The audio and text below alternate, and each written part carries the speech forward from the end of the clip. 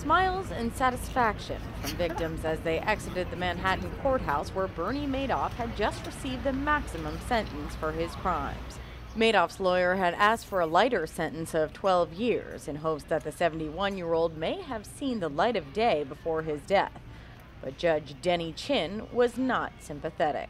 At a rally outside the courthouse, victims expressed their anger at the man so many entrusted their life savings to. He turned around and faced everyone and said he was sorry, but I don't believe him. Regulators say Mr. Madoff's Ponzi scheme, in which he essentially borrowed from one set of clients to pay off another, dates back at least 15 years, delivering 10 to 12% returns to unwitting investors before the fund collapsed in December.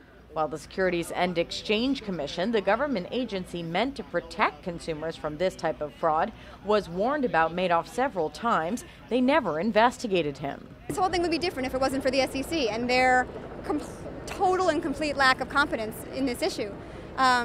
There's just no excuse for something like that. Miriam Sigmund, who lost her life savings and now digs in dumpsters for food, says the length of Madoff's sentence is not important. Because what matters to all victims and to all citizens of the United States, or should matter, is the fact that their pensions and their life savings be safe when they invest it. While some investors can receive up to $500,000 in compensation from a government insurance agency, others, especially indirect investors, will have to vie against thousands of fellow victims for money from a pool of recovered losses.